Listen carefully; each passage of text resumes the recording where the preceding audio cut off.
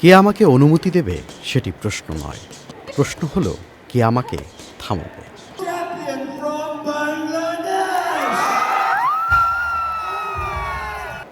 ইন্দিরা গান্ধীর এই কথাটি যেন আজ বাংলাদেশের বক্সার সানজিদা জান্নাতের গল্পই বলে।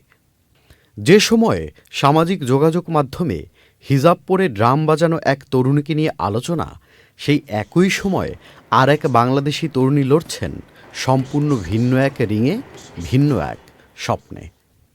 কংক্রিটের শহরে ব্যায়ামাগারে ঘাম আর সংগ্রামের মধ্য দিয়ে নিজের স্বপ্নকে বাস্তব করার লড়াই করছেন সানজিদা জান্নাত। আর সেই স্বপ্নের নতুন অধ্যায় লিখেছেন 2026 সালের এপ্রিলে, যা স্থান পায় বাংলাদেশের বক্সিং ইতিহাসের পাতায়। ডব্লিউবিসি এশিয়া কন্টিনেন্টাল ম্যাচে সানজিদা জান্নাত থাইল্যান্ডের পম্পাওকে হারিয়ে জিতে নেয় WBC Asia continental championship belt.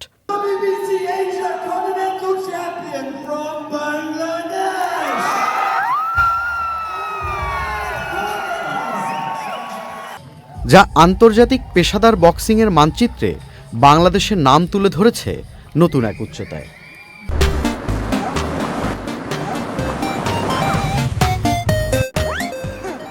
তবেই সাফল্যের পথ সহজ ছিল না। প্রতিদিনের অনুশীলন, সীমিত সুযোগ সুবিধা, আন্তর্জাতিক মানের প্রতিপক্ষের অভাব, সব কিছুর সঙ্গে লড়াই করে এগোতে হয়েছে সানজিদা জান্নাতকে।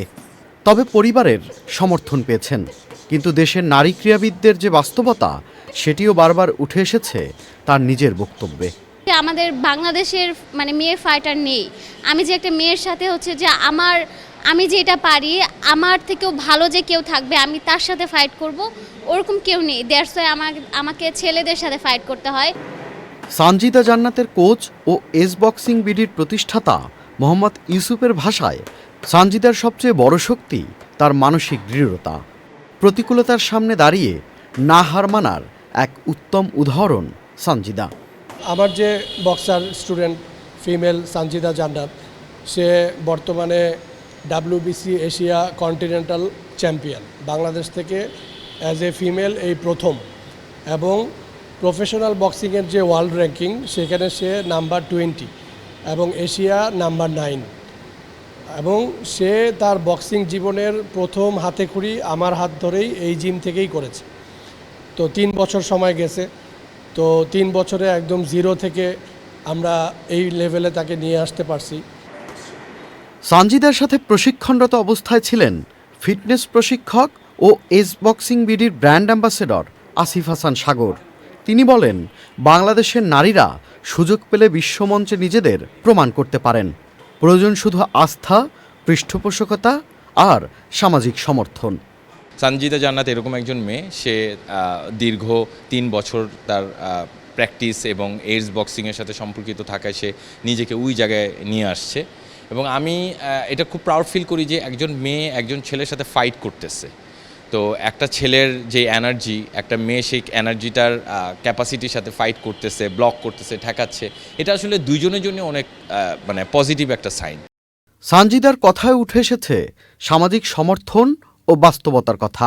আমাদের সমাজ থেকে তো অনেক চ্যালেঞ্জ ফেস করতে হয়েছে আমাকে। আর তারপরে হচ্ছে আমার এই জায়গায় আসার জন্য অনেক ডেডিকেটেড হতে হয়েছে বক্সিংয়ের জন্য।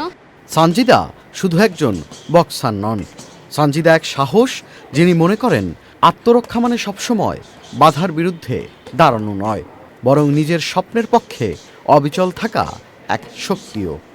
সানজিদা স্বপ্ন দেখছেন রিংয়ের প্রতিটি ঘুষিতে, প্রতিটি জয়ে সেরাদের সেরা হওয়ার স্বপ্ন।